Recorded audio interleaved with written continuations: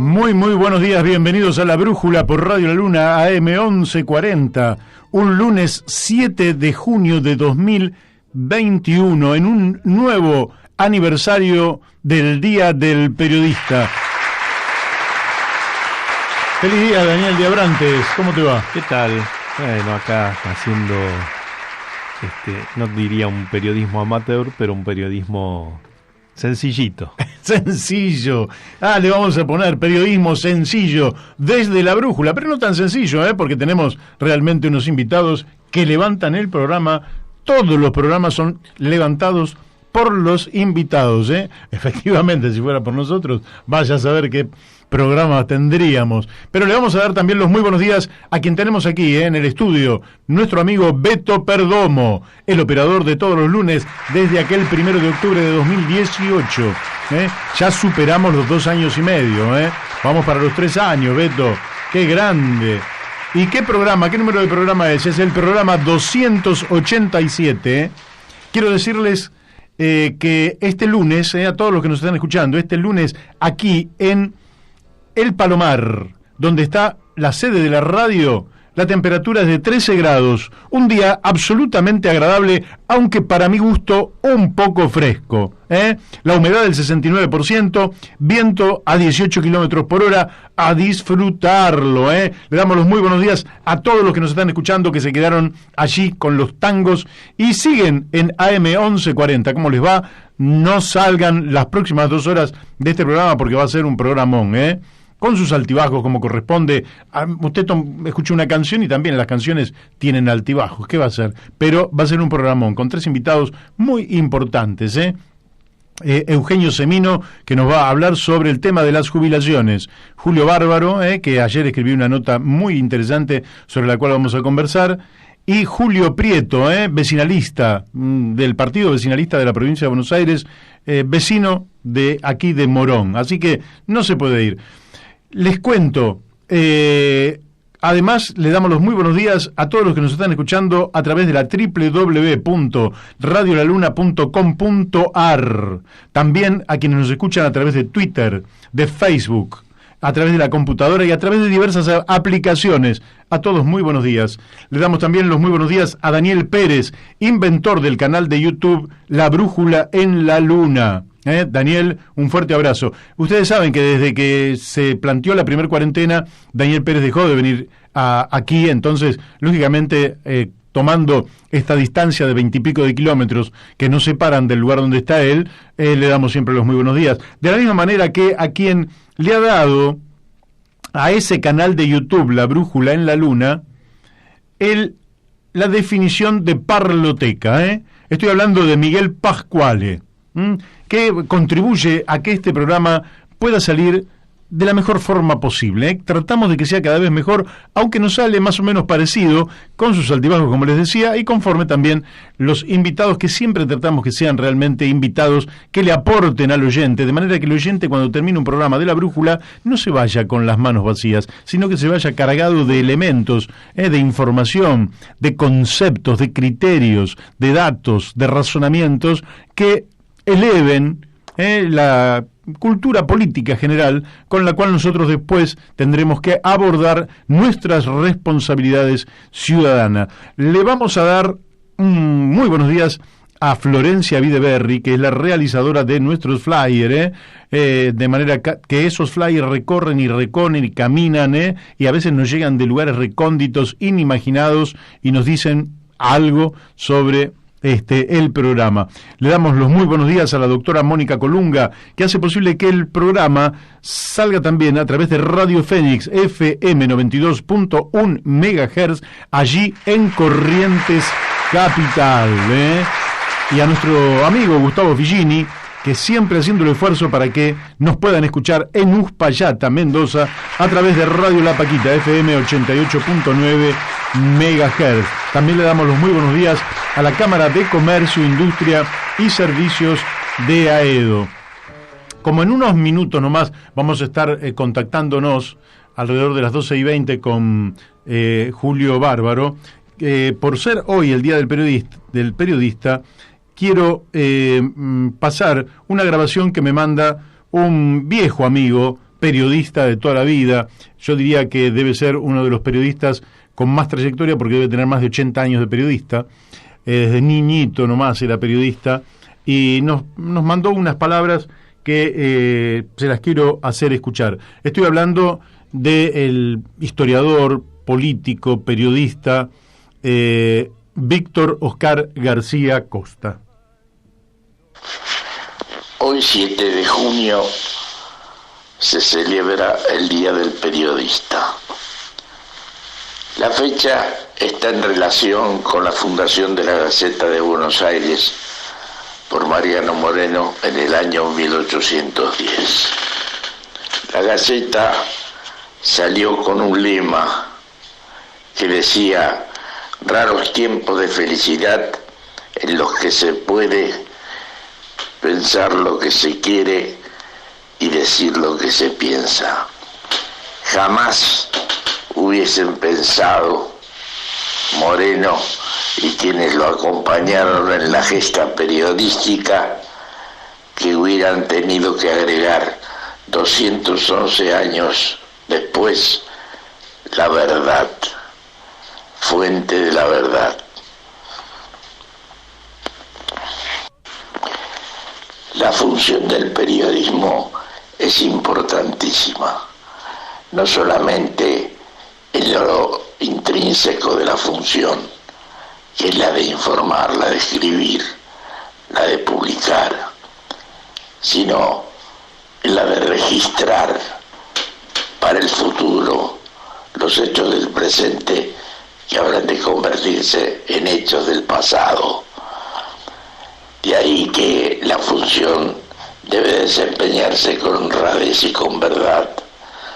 Si la honradez y la verdad no impregnan la información periodística y la labor periodística, se traiciona el pensamiento humano, se traiciona la historia, se traiciona la verdad. Así es, la fuente que motiva el comunicar a través del periodismo y que es la misión de los periodistas es transmitir la verdad lo más objetivamente posible, con una capacidad de analizar la realidad que nos permita tener diagnósticos, tener una comunicación de datos que sean precisos, que sean veraces y que no estén teñidos o desvirtuados por objetivos subalternos que pueden ser a veces de naturaleza económica, en otras de naturaleza política, y que hacen que vivamos mucho más en el marco de relatos que de descripción de verdades. También podríamos agregar que conforme donde usted pone el ojo es la calidad del periodismo. Hay un periodismo que pueda describir efectivamente la realidad con objetividad, pero toma de la realidad aquello que le conviene, de manera tal que también se desvirtúa el mapa general en el cual esa verdad tiene que estar presentada. Y creo que se requiere para realizar el periodismo formación. Yo creo que sin formación filosófica, sin alguna formación política, sin haber leído mucho, es difícil hacer un muy buen periodismo. Hay una vieja frase, Daniel, donde se dice que en Estados Unidos el dueño del diario tiene que contratar a un periodista. Entonces el propio dueño sienta al periodista adelante de una máquina de escribir de aquellos tiempos, ¿no? Sería una Remington de aquella época, y entonces le dice: bueno, vamos a tomarle una prueba. Y bueno, dígame sobre qué tengo que escribir. Va a escribir sobre Dios. Y el periodista le pregunta al dueño del diario: ¿a favor o en contra? Quiere decir que lamentablemente también el periodismo es un trabajo para muchos. Para nosotros es un trabajo, sí, pero no es un trabajo profesional. No lo hacemos porque alguien nos paga, lo hacemos porque tenemos el deseo de hacerlo, porque estamos inmersos en un sueño que es mejorar la calidad de vida de los argentinos desde siempre, y este también es un medio que sirve justamente para trasladar información que nos sirva a los argentinos a vivir mejor. Pero también la ética, entonces, tiene que ser un componente esencial en la formación del periodista, justamente para no ser instrumento de intereses subalternos. Quiero decirles que la cantidad de personas que hoy nos mandaron saludos es enorme. A mí un poquito me hubiera gustado poder nombrarlos a todos. Voy a nombrar algunos, gracias a Víctor García Costa, que nos envió esta grabación, a Sandra Yametti, a Javier Argolo, a Alfredo Abelín, Silvia Vázquez, José Bieliqui, Gabriel Alejandro Cantón, Ricardo Lasca, Oscar Rodríguez, Diego Luis Quinteros, sigue la lista, es realmente interminable. Muchísimas gracias a todos los amigos que nos han enviado saludos. A mí un poco me sorprende porque claro, pero no es como se ve uno, sino como lo ven los demás. Y lógicamente, si hacemos un programa de radio y además durante mucho tiempo hemos escrito, seguimos escribiendo, hemos hecho multitud de notas periodísticas, hemos en otro tiempo también estado en otros programas compartiendo columnas editoriales, columnas políticas. Es indudable que el perfil de un dirigente político y del periodista pueden llegar a confundirse. Si hay un caso emblemático es justamente el del fundador de La Gaceta, Mariano Moreno, abogado, periodista, político, diríamos el numen de la revolución. La revolución, que desde mi punto de vista, se lo vamos a preguntar mejor a algunos historiadores que sepan más, empieza no el 25 de mayo, sino el 26 de mayo con la acción decidida de Mariano Moreno.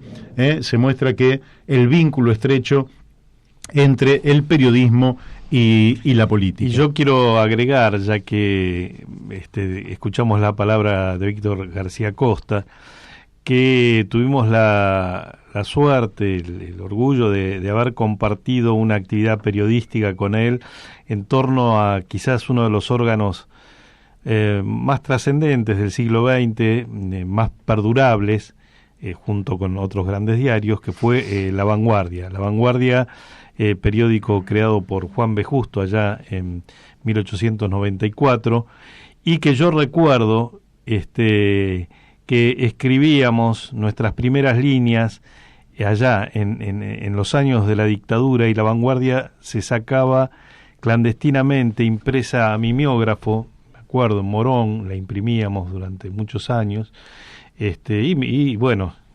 era un riesgo, ¿no? Varias veces pasamos situaciones complicadas para que en la época más oscura de la Argentina las ideas también transitaran, ¿no? Fluyeran a través de un periódico decano como fue y como es La Vanguardia, porque va a seguir siendo, en algún momento tendremos de vuelta La Vanguardia impresa. Así es. Quiero decir que manda Mónica Colunga desde Corrientes, feliz día del periodista. También Miguel Campanella, muchos amigos, Mariano Acevedo, que en algún tiempo fue presidente del Partido País.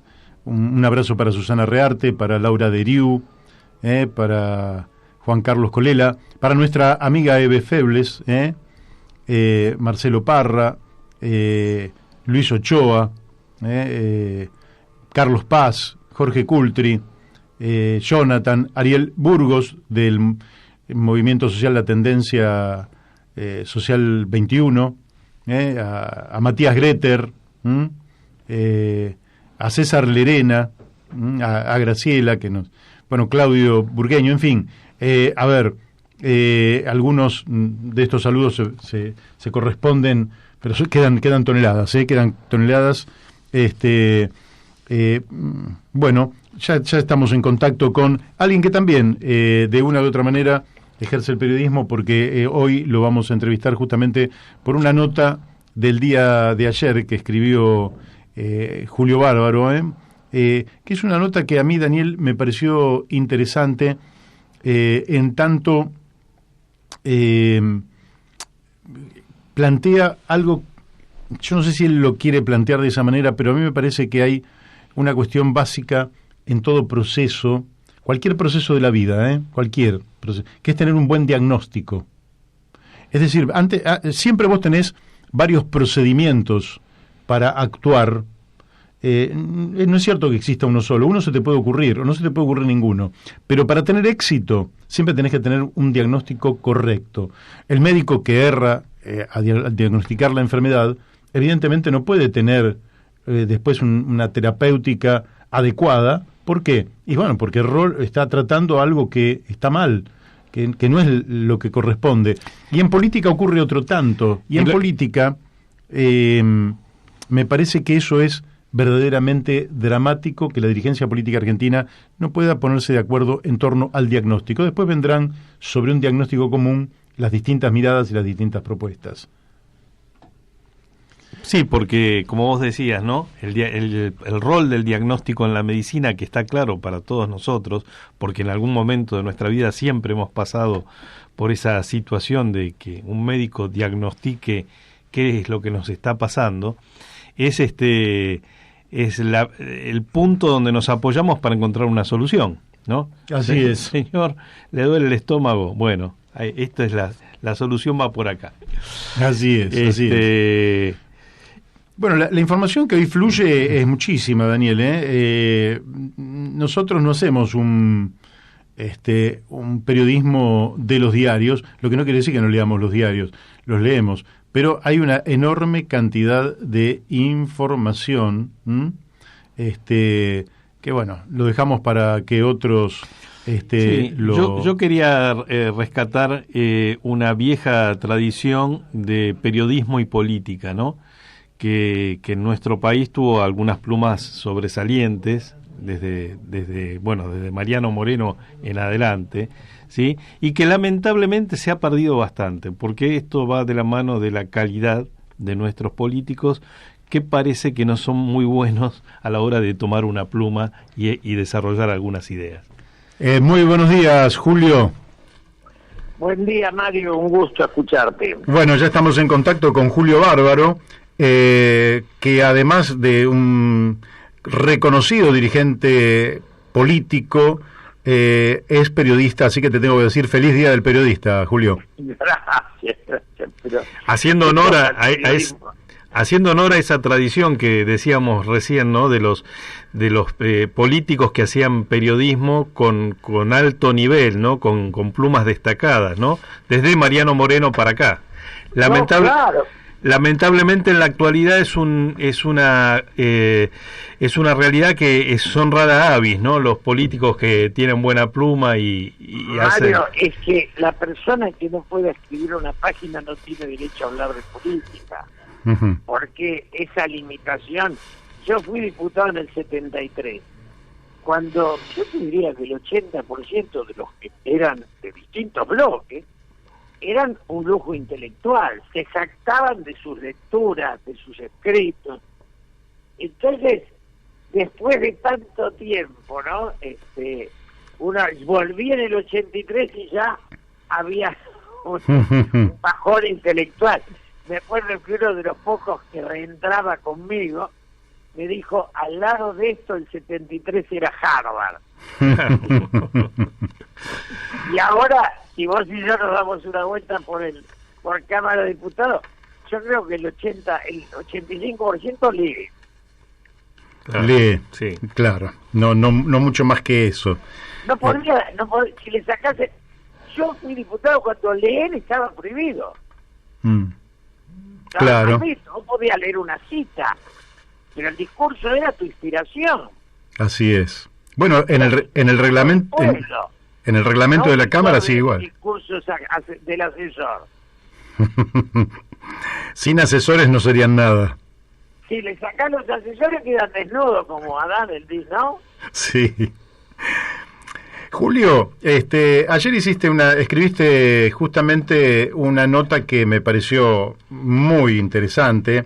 Las frustraciones del continente, adherir a supuestas izquierdas no genera por sí solo justicia social, así como reivindicar la libre competencia no aporta desarrollo económico. Mi pregunta tiene que ver con algo que estaba señalando. En la Argentina, la dirigencia política todavía no se ha puesto de acuerdo, no ya en la terapia, no en el programa, en las medidas a tomar, sino que no se ha puesto de acuerdo en el diagnóstico de la situación nacional y tampoco de la situación internacional, en un mundo que cambia, muta y del cual la dirigencia política parece no rendir ningún tipo de cuenta.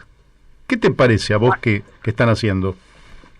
Vos fíjate, cuando Alberto asume, convoca a los de Puebla, que todos juntos son un cachivache, porque Lugo, el de Paraguay, era un grotesco, no era la revolución. Y Fernando por Lugo. otro lado, algunos que habían sido Omiñami en Chile es la nada. Digo, la ideología no es la que organiza. El mercado común no es el resultado de una ideología, sino de una propuesta de vida. Después cada uno lo organiza como puede. Por eso es muy importante que se hayan llegado a reunir Lula con Fernando Henrique, porque marca la voluntad de ser nación que tiene Brasil y que Argentina no tiene. Y al lado de eso, reivindicar a Maduro es grotesco, pero sí hicieron bien en, digamos, defender a Evo Morales, porque Evo hizo mucho por Bolivia. Entonces, Evo Morales, Lula o Mujica son tres hombres a los cuales vos y yo, digamos, tenemos mucho que aprender. Y después viene el resto, que es Venezuela, la Cuba que conocemos, y Nicaragua, ¿no? Otras discusiones. Y es cierto, pero ¿no crees que acá claro, lo venimos hablando, pero ¿cómo puede ser que los distintos sectores no puedan decir, bueno, ¿cuál es la traba de la Argentina? Porque si vos reunís, si alguien se tomara el trabajo de recopilar todas las explicaciones que existen sobre la crisis argentina, veríamos que es realmente un aquelarre, porque vos tenés distintas formas de explicar por qué la Argentina tiene casi 5 décadas de decadencia. Bueno, pero habría que encontrar un consenso después de un largo debate que nos permita por lo menos comprender a qué se debe esta decadencia y encontrar, más allá de quién gobierne, los mecanismos adecuados, las políticas adecuadas para sacar las cosas adelante. Y vos ves que esto no se da en ningún lado. Jamás. Mario, primero, la política argentina está trabada en los intereses.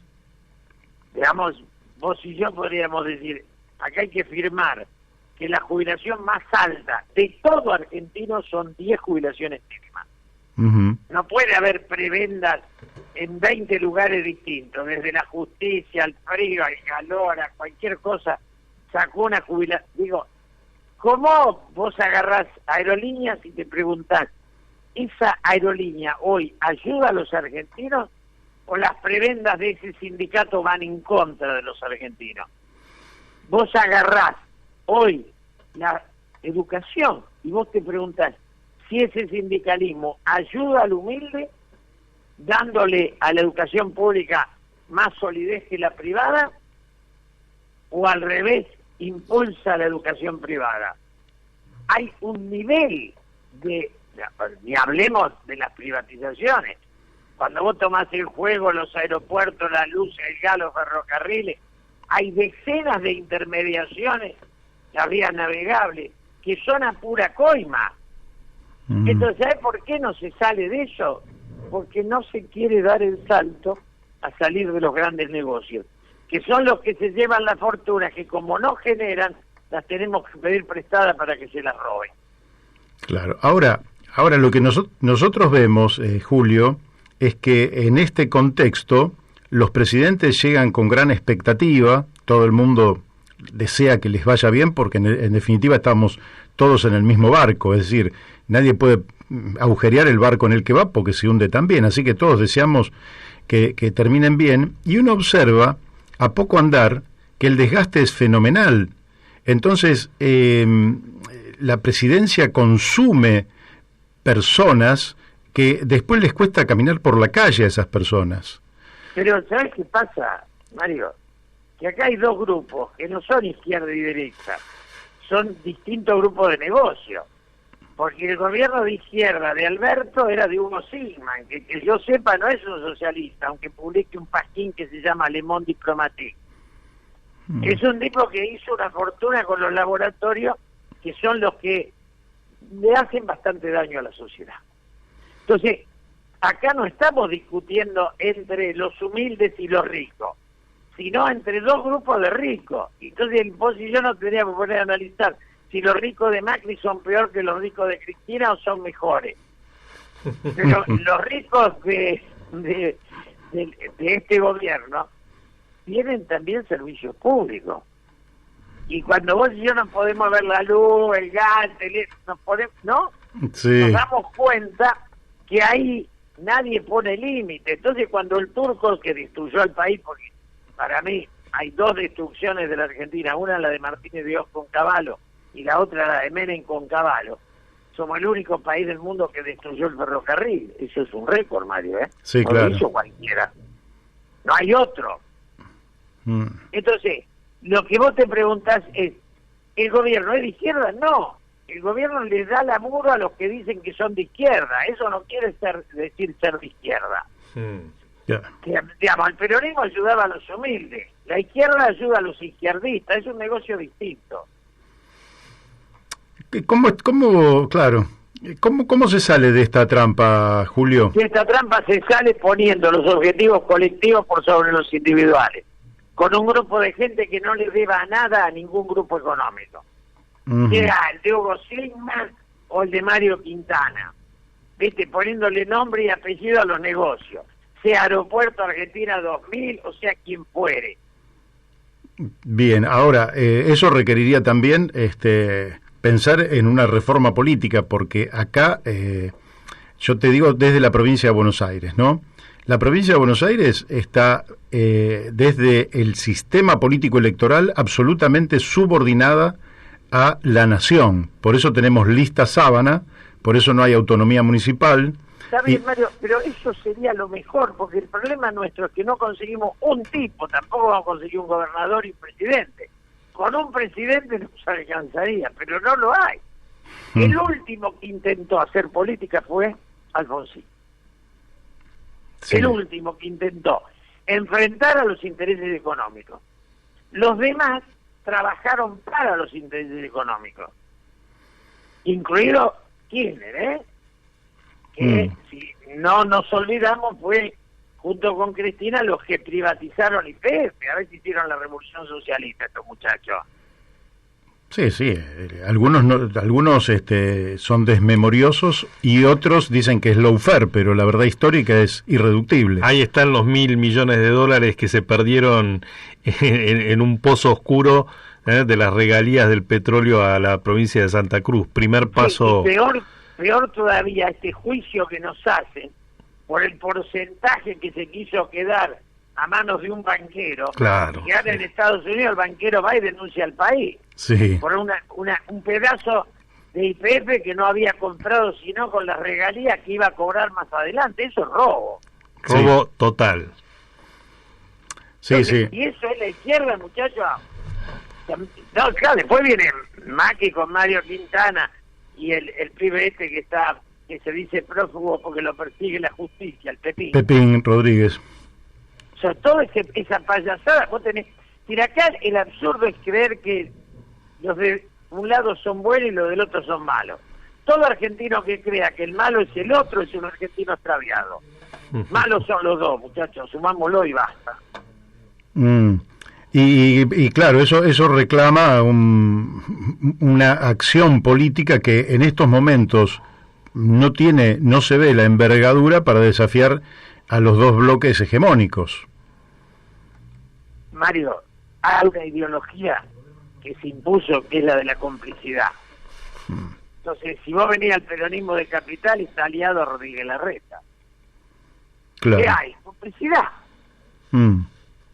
Yo soy peronista de Capital y el peronismo lo presido yo, que Víctor Santamaría, que parece que es clandestino.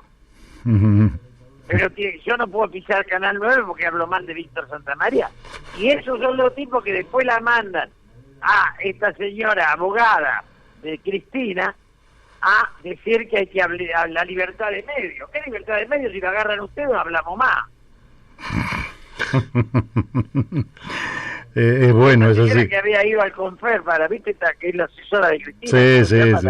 Graciela Peñafort. Graciela Peñafort. Claro, me habla de la libertad de prensa. Qué curioso. Ahora, en la prensa de ella yo no puedo hablar. La libertad de prensa de Graciela Peñaflor es la de Graciela Peñaflor, no es la mía, ni la tuya. Qué curioso, ¿no? Que los porteros, portero de izquierda, los porteros revolucionarios. Los porteros de Capital Federal son dueños de un multimedio de orden nacional. Es muy curioso eso. Pero además con un sectarismo que mata. Claro. Campolongo y yo no podíamos pisar Canal 9, nos habían cerrado. Bueno, seguimos cerrando. Toda esta teoría que no tienen ni vergüenza.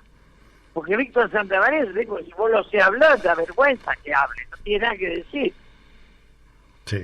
Pero puso un ministro de Educación, que tampoco es ningún lujo, ¿no? No, para nada. Creo que le queda muy grande el Ministerio de Educación. Yo a veces pienso que el ministro de Educación debería surgir no solo por el ordenamiento actual, sino debería surgir de un enorme consenso nacional. Está bien, pero te imaginas que si vos lo ves a Trota de ministro de Educación, te imaginas lo que ya está, flaco. No, claro, no existe. Trota realmente está pintado. Está pintado. Sí. Mario, hay que salir del partido de la complicidad para entrar al partido de las ideas. Es un salto que la Argentina debe dar. Claro, eso es cierto. Lo que pasa es que vos necesitas, como tenían los atenienses, el ágora, que hoy serían los grandes medios de comunicación, sí, en el cual te convoquen para debatir algún tema. Mira, yo te digo, ¿sabés qué es lo triste? Que en el peronismo ni en el PRO hay tipos con dignidad y heroísmo como para romper, ¿viste? Yo lo veo, a mí me parece simpático, Frigerio, Emilio Monzó, Joaquín de la Torre, el gobernador de Entre Ríos, el de San Juan. Para nadie pega el grito, hermano. Acá se necesita alguien que sea capaz de arriesgar el laburo, porque si no, como son todos burocráticos, la burocracia tiene miedo de perder el laburo. Entonces, a mí me gustaba María Eugenia Vidal. Ahora, nadie es rebelde agachado, nadie llega de rodillas a ningún lado. Y nosotros tenemos una generación de arrodillados. Sí, el peronismo, el radicalismo y el PRO. Todo de rodillas. Ilustres apellidos radicales que terminan en cómodas embajadas, ¿no?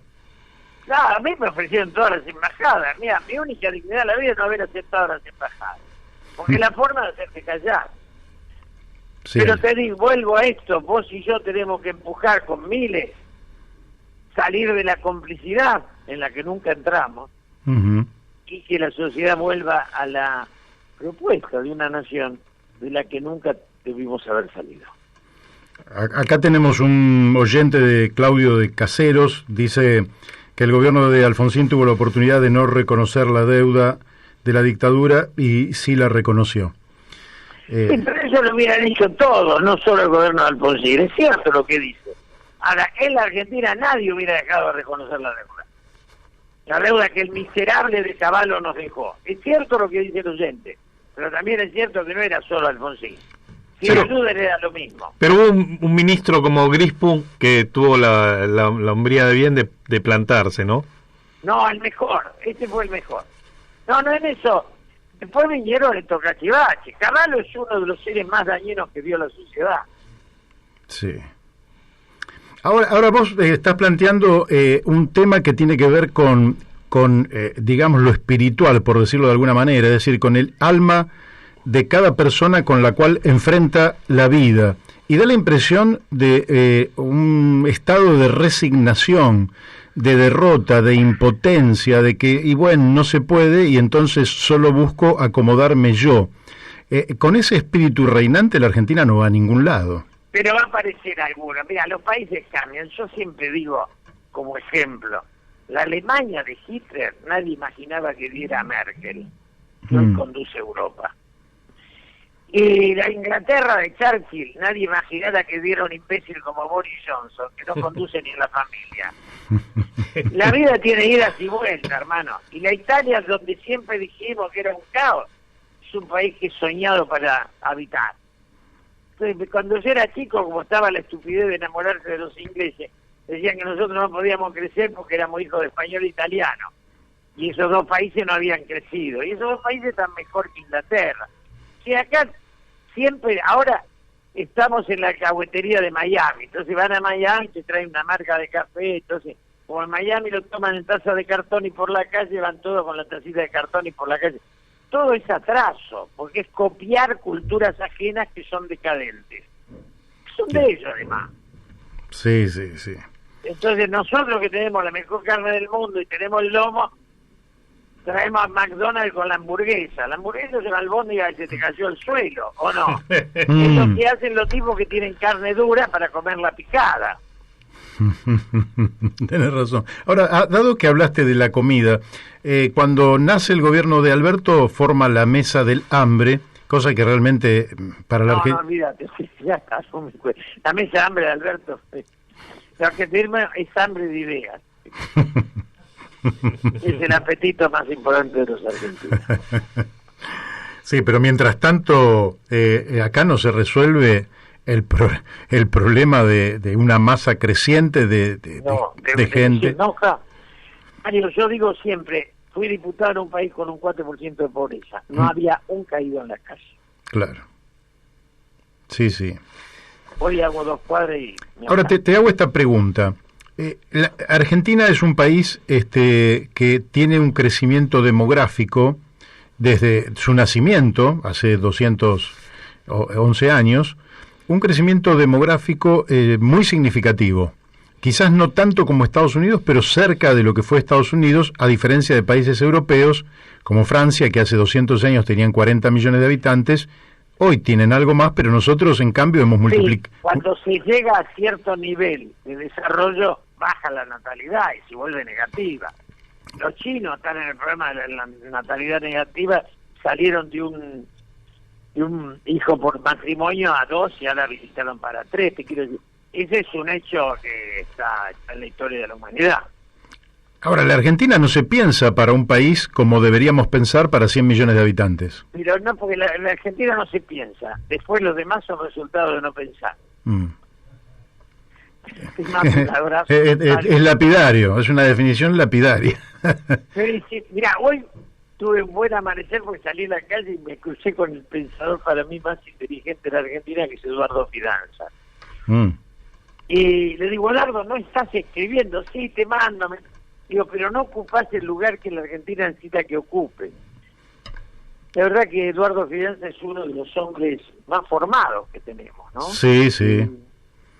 Digo, sí. y bueno, la inteligencia no es una virtud. Aun cuando vos y yo vemos a algunos periodistas brutos, les digo, pero como si hay culto, ¿por qué ponen bruto? Y bueno, solo los brutos pueden bancar semejante nivel de idiotez.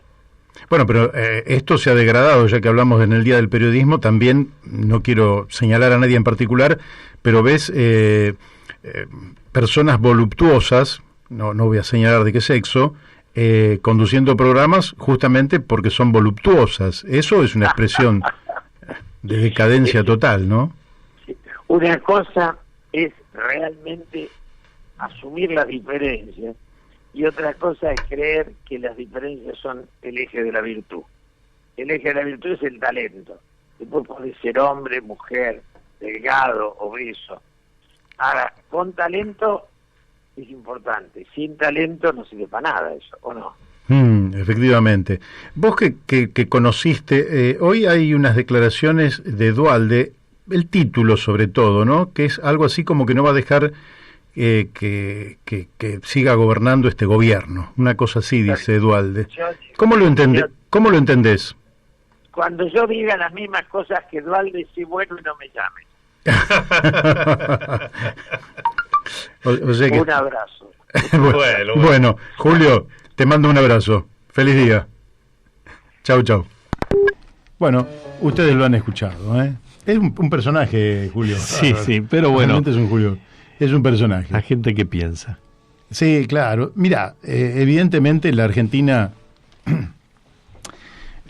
tiene múltiples problemas. Y el diagnóstico justamente es detectar esos problemas, ordenarlos y buscar solución para cada uno. Pero como cada problema tiene más de una solución, vos tenés que encontrar el conjunto de soluciones que se armonicen en un plan. Entonces, este sí efectivamente es una tarea intelectual a partir de la cual Argentina podría dar un salto cualitativo espectacular. Pero si efectivamente la dirigencia política se circunscribe a la lucha por el poder, al marketing para ver cómo se posiciona frente al otro, y a los negocios, a esgrimir, a veces me da vergüenza ajena, cuando hablan en nombre de laboratorios, con nombre propio, Pfizer, por ejemplo, me da vergüenza ajena.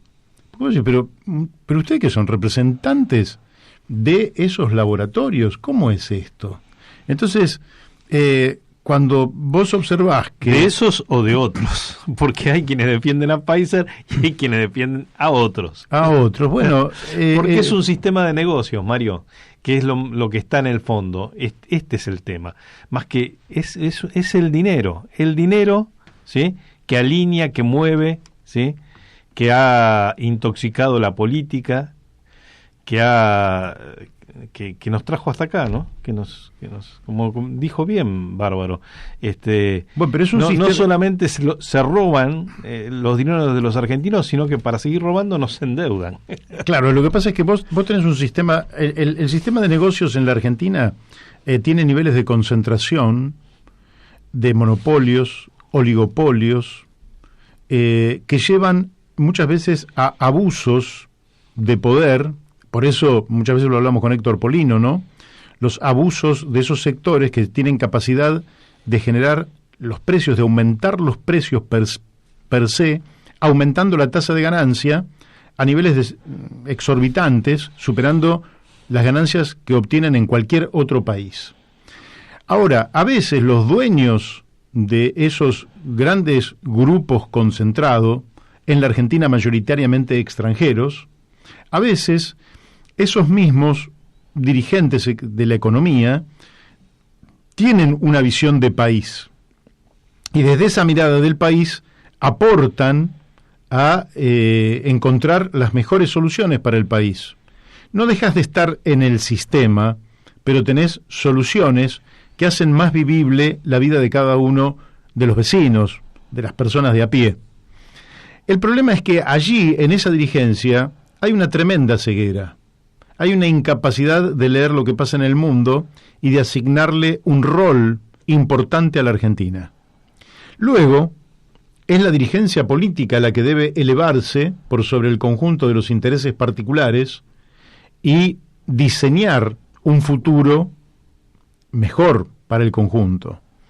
Ahora, si la dirigencia empresarial no da, si la dirigencia política tampoco da, si la dirigencia gremial tampoco está a la altura del desafío, en realidad te encontrás en una situación muy difícil, porque cuando ves el oficialismo, y el periodismo tampoco al que no se le cae una idea, al oficialismo no se le cae una idea, esta es la verdad. Pensar que todo el problema se reduce a vacunar, todos podemos coincidir que el principal problema de la Argentina es la epidemia, es esta pandemia que nos ha afectado a todos. Está bien, pero vos tenés problemas de toda índole, tenés problemas económicos, tenés problemas de subsistencia, tenés problemas sanitarios de todo tipo, pero tenés también problemas educativos, tenés los problemas de los daños que va a dejar hacia el futuro el quiebre del sistema educativo en la Argentina y la pérdida de tantos días de clase por parte de millones de niños y adolescentes. Queremos empezar a escuchar y a discutir el día después. Y eso requiere mucha planificación, mucha creatividad y mucho esfuerzo. El día después, para las escuelas, el día después, para las miles y miles de pymes que tuvieron que cerrar, el día después, para los planes de vivienda que necesita la Argentina. No estamos discutiendo eso. Bueno, yo personalmente, y lo hemos planteado, lo hemos escrito, hay que convocar a un nuevo congreso pedagógico en la Argentina. Es decir, si hay un momento para convocar un congreso pedagógico, es este. No digo este ya, habrá que esperar que pase la pandemia, pero sí ya hay que empezar un congreso pedagógico a partir del cual, sobre la base de todo lo sufrido, de todo lo atravesado, de todo lo perdido, pero también de la irrupción de nuevas tecnologías, observar, discutir a fondo cómo se diseña de nuevo el sistema educativo en la Argentina para sacarnos del atraso del que veníamos y del hundimiento en el que estamos. Y también va a haber que discutir a fondo, de la misma manera, el sistema sanitario de la Argentina, el rol del Estado en la salud argentina, que se ha venido degradando y depreciando, y ahora, cuando tenemos una emergencia, nos damos cuenta de todo lo que nos falta. Todo lo que no así tenemos. Es. Y bueno, observar que el sistema de salud, que está desagregado en la Argentina, porque tiene el estatal por un lado, el privado y el de las obras sociales, pero al mismo tiempo, por ejemplo, el del Estado tenés nivel nacional, niveles provinciales, niveles municipales, niveles barriales, es decir, hay un sistema que no funciona en lo que nosotros planteamos la promoción, la prevención de la salud como método de ahorro de dinero y de mejorar la calidad de vida de las personas, para después tener una atención primaria de alta calidad y reservar los grandes conglomerados hospitalarios para la media y alta complejidad, de manera tal que vos puedas organizar el sistema promocionando la salud y no llegando siempre tarde, porque la gente va a atenderse cuando ya el dolor avanzó, la vida se transformó en muy difícil y se va a consultar, es decir, vamos detrás de la enfermedad en lugar de tener una actividad preventiva, que es lo que recomienda todo el mundo, porque es lo mejor que se ha hecho durante el siglo XX en los enormes sistemas de salud que se han podido concretar en distintos países con diversas ideologías, pero que ya hay una organización de los sistemas de salud, hay mucho escrito.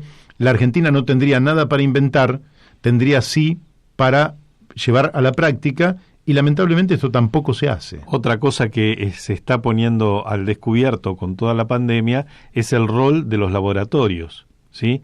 Y la falta de política de los estados, ¿dónde nos pone? ¿Sí? Nos pone a merced de un negocio, cuando la salud pública es una cosa que está muy por encima. Y lo pone al gobierno en el triste lugar, ¿sí?, de prometer cosas que después no puede cumplir, porque los laboratorios lo que miran es su cuenta de resultado. Y parece ser que el negocio de la vacuna, ¿sí?, es un negocio de 53.000 millones de dólares por año, que se va a multiplicar año tras año, ¿sí? Y también descubre todo esto la falta de tener un pensamiento predictivo en términos de ecológicos y en términos de cuidado del ambiente. O pensamos que esto es fruto de la casualidad. No. Estamos viviendo las consecuencias, ¿sí?, de golpear al ambiente, ¿sí?, de degradarlo, y si no ponemos atención a estos temas, y si no vemos lo que han hecho, no nos olvidemos, Mario, por favor, no nos olvidemos, ¿sí?, que aquí el Congreso votó una ley de glaciales que fue derogada por el Poder Ejecutivo, vetada en manos de Cristina Kirchner, ¿sí?, para favorecer a una minera, la Barrigol. No nos olvidemos de estas cosas. Esto es lo que te pasa. Claudio de Caseros recién planteaba que efectivamente el gobierno de Alfonsín, que yo he contado la anécdota, porque nosotros nos reunimos con el doctor Raúl Alfonsín en Casa de Gobierno en 1984 y le planteamos que tenía entre manos un tema de trascendencia absolutamente histórica. Hicimos la analogía con la de Abraham Lincoln, cuando en los Estados Unidos tiene que abolir, aunque no termina la tarea, pero abolir la esclavitud, y era justamente la de no reconocer toda la deuda ilegal, ilegítima y fraudulenta que venía de la etapa de la dictadura militar, para lo cual incluso le habíamos ofrecido un procedimiento que era declarar odiosa toda la deuda y habilitar una oficina para que aquellos acreedores que pudieran verificar que era una creencia legal, una deuda legal, bueno, se les reconocía y lógicamente se les iba a pagar. Porque en ese paquete venía un conjunto muy grande de deuda tóxica, que es la deuda que todavía recae sobre el destino de los argentinos. Se dio en 1985 un gran debate sobre el tema de la deuda, pero digámoslo, que pasaron los años y ningún gobierno quiso hasta el día de hoy auditar esta deuda fraudulenta que cae sobre el destino de los argentinos. Tema que habría que resolver en algún momento y que los gobiernos no solo no resuelven, sino que sistemáticamente agravan, incluido, porque esto también es relato puro, incluido el periodo del kirchnerismo. Esto no es para criticar a nadie, pero es la verdad histórica, donde se incrementó en 100.000 millones de dólares la deuda, de 200 y pico de mil a 300 y pico de mil. Y estos son los números oficiales, es decir, claro que se pagó mucho, pero no se llegó a desendeudar el país. Esta es la realidad. Entonces, ese es otro de los temas que reclamarían un tremendo debate. Ahora, ¿por qué diputados y senadores nunca tomaron esto entre manos y nunca llegaron a un veredicto? Suponete que vos digas, no hay condiciones para dejar de pagar la deuda, pero sepamos, pueblo argentino, que lo que estamos pagando es una estafa. Lo que estamos pagando es cadenas que nos impusieron después de Malvinas, para que no podamos desarrollar el país, para que no podamos desarrollar la Argentina, para que no podamos hacer las inversiones que el país reclama, y entonces nos pusieron esa cadena. Por lo menos sepámoslo, y si lo sabemos, después nos damos una política que, si hubiera que pagar, se puede pagar con una política inteligente desde el punto de vista nacional, que lo ha planteado, por ejemplo, una de las probabilidades es la que plantea Héctor Giuliano, que es, bueno, se renegocia la totalidad de la deuda a 30 años al 1% de interés anual. Y entonces, bueno, hacemos el esfuerzo, pero sabemos que vamos a sacar a la Argentina del endeudamiento crónico, permanente y eterno, porque la Argentina está en condiciones de ser país acreedor, no deudor. Argentina tiene que ser un país acreedor. Y acá Leandro Ilia, si vos recordás en un reportaje que le hicimos, nos había explicado cómo Arturo Ilia tenía un plan para que la Argentina dejara de deber, allá por la década del 60, y pasara en 3 años más a ser un país acreedor. Yo te diría 3 o 4 cosas para que guardemos en nuestra memoria. Primero, pasamos en 50 años, desde la década del 70 a la actualidad, del 5% de pobreza al 50% de pobreza. Pasamos de 5.000 millones de dólares de deuda externa a más de 400.000 millones de deuda externa. En el mismo periodo, ¿sí?, se fugaron más de 400.000 millones de dólares de argentinos que tienen dineros en el exterior, ¿sí? Y en el mismo periodo, de las 500 empresas más importantes de la Argentina, 400 se transformaron en empresas multinacionales, ¿sí?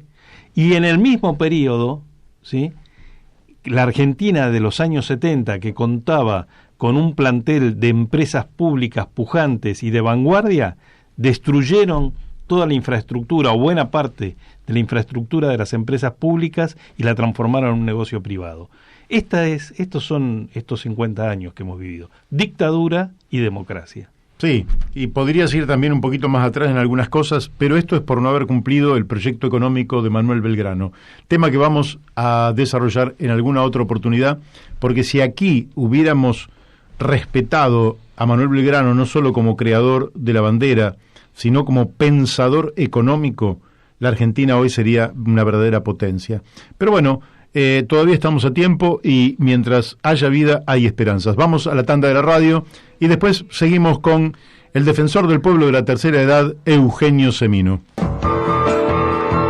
Bueno, seguimos aquí ocupándonos de este tema tan tremendo que tiene que ver con la suerte de quienes están jubilados, jubilados y pensionados, que, vienen observando cómo cae su poder adquisitivo. Ya lo hemos hablado con Eugenio Semino, pero ahora Eugenio ha hecho una propuesta que me gustaría mucho que él mismo nos la comente y por qué esa propuesta justamente en este momento, ¿no?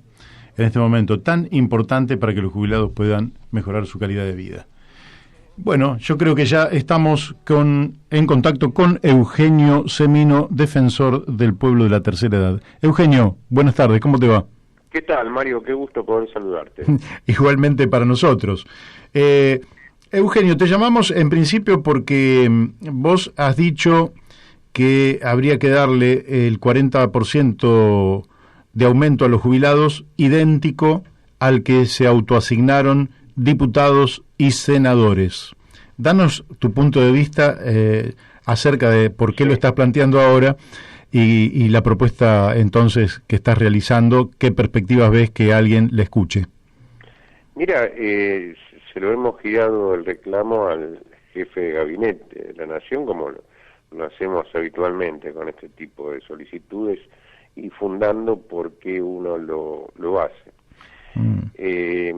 La particular situación es que el hecho de la paritaria que se ha acordado en el Congreso de la Nación para los 11.700 trabajadores y que se hace extensivo por convenio a las dietas de los legisladores, fijó un criterio que no estaba planteado hasta el momento, ya que dos representantes, un poder del Estado y sus dos representantes máximos, fijan una pauta del 40% para esos reajustes, que obviamente es mucho más realista en relación a el 29% establecido como pauta de inflación para este año. Claro. Por otra parte, nosotros no cuestionamos y nos parece muy bien que los trabajadores se vean beneficiados, entre comillas, con este tipo de reajustes. Ahora, lo que planteamos es que se haga extensivo a los jubilados, porque evidentemente el Estado dispone de recursos para, por ejemplo, el Poder Legislativo y también para el resto de quienes reciben beneficios a través de ANSES, que son casi 18 millones de personas, al margen de los jubilados y pensionados, que por otra parte son los que aportaron regularmente al sistema. Uh-huh. Y esto inclusive está en consonancia que la tan meneada ley de movilidad que se aprobó en el mes de diciembre, y que los argumentos de defensa del proyecto del oficialismo estaba dado precisamente en que a partir de la aplicación de la ley iba a haber una recomposición del haber del jubilado. Así es. Cosa que no ocurrió, es decir, los reajustes que se dieron hacia la fecha, tanto el de marzo, el 8% y el 12.12 de junio, quedaron por debajo de la pauta inflacionaria, por lo cual sigue deteriorándose el haber del jubilado en términos de su poder adquisitivo, como ocurre en los últimos 3 años.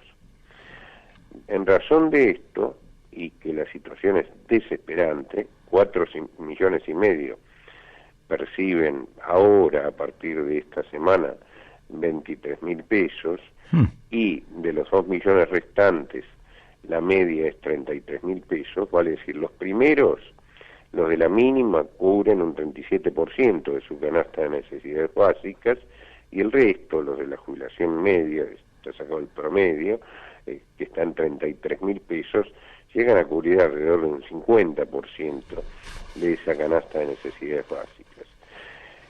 Por lo cual, evidentemente, la necesidad no puede ser soslayada. Nadie puede suponer que con 23.000 pesos se puede subsistir en Argentina.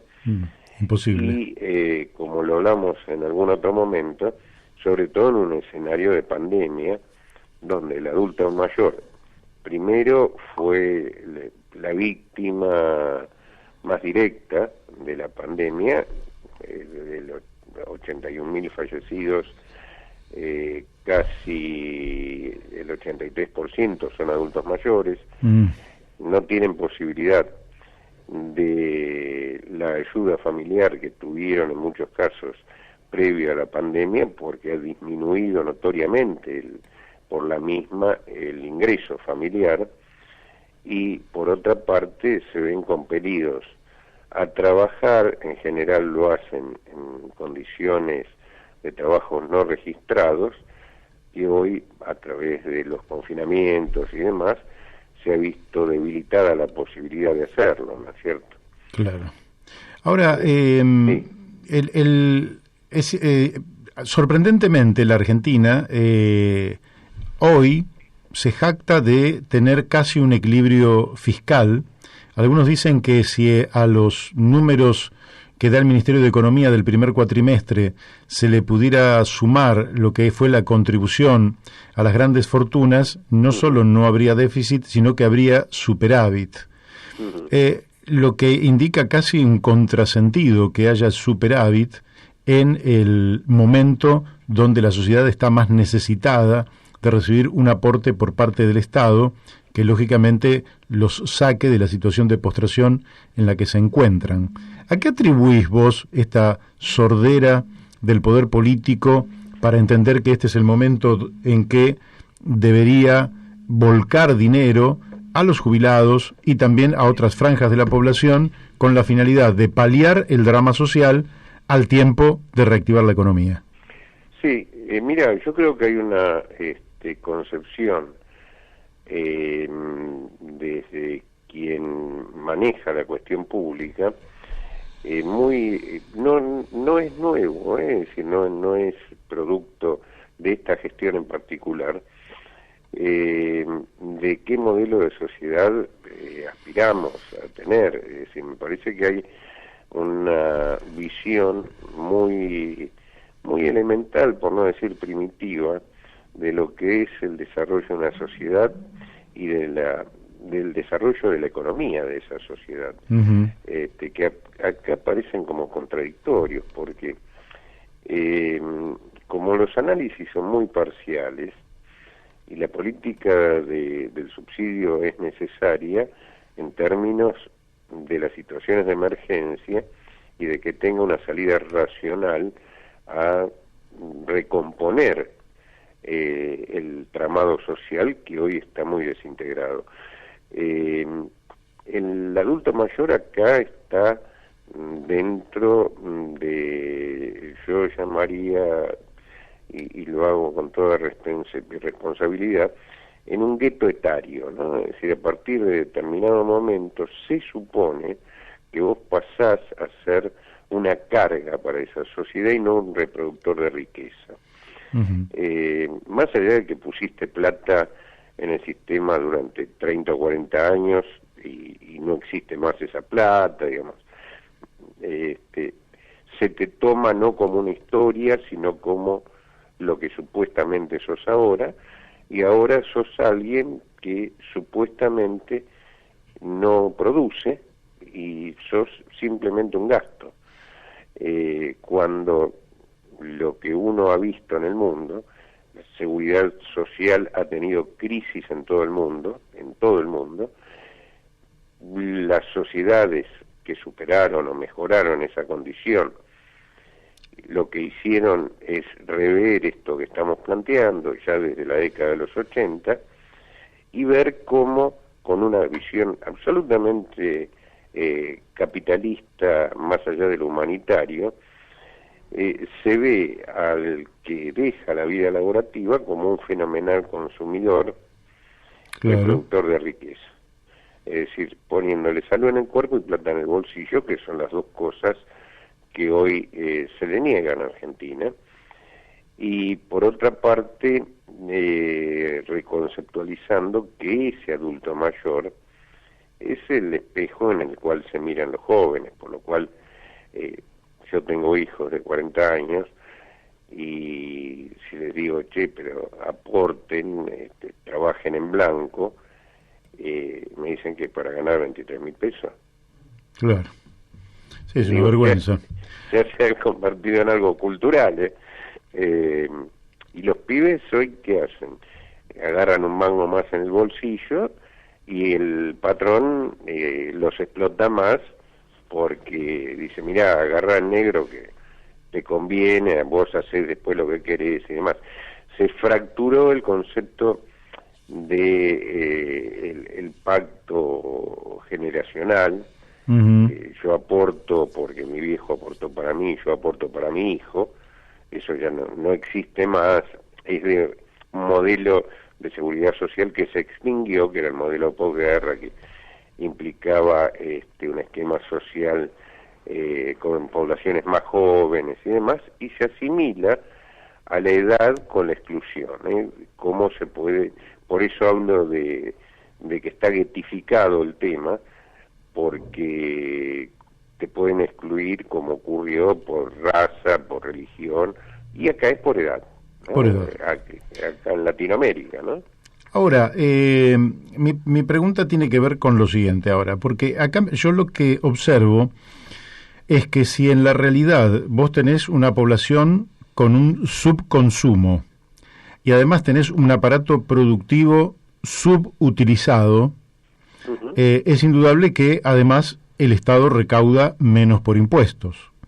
Ni Si duda. el Estado vuelca dinero en los jubilados, ese dinero va a rotar, a diferencia de el dinero que se puede volcar a quien le sobra el dinero, porque el que le sobra el dinero lo ahorra o lo fuga al exterior, pero el jubilado lo va a volcar, de manera que si vos le volcaras dinero al jubilado, esa cantidad de dinero va a consumo. De ese consumo el Estado recauda un 33%, pero como ese dinero va a circular por lo menos 12 veces en el año, ganan los jubilados, gana el sector privado porque se reacomoda la economía que está subutilizada, y también gana el Estado.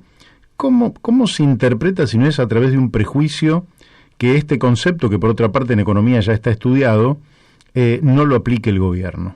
Es tal cual lo señalás vos, el circuito. Claro, y buscarlos, ¿por qué? Porque a esto te agrego que no solo es caro por eso, sino que lo que no es actividad es enfermedad. Uh-huh. Lo que no es satisfacción y del deseo es enfermedad, por lo cual lo que vos no invertiste lo gastás en un sistema de atención a la enfermedad, no un sistema de salud, en definitiva. Claro. Mira, en Latinoamérica eso, digo, es para una larga charla y que puede ser muy rica un día. La enfermedad también es parte del negocio de los sistemas políticos. Uh-huh.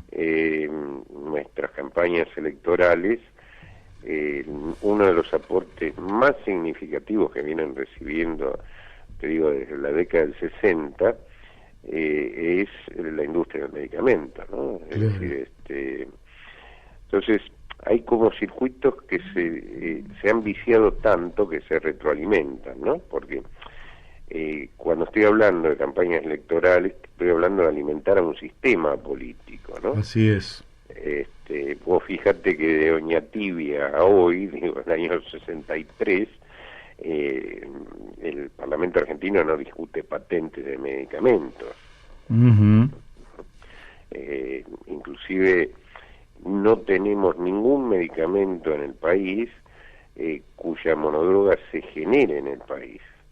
Ah, eso no lo sabía.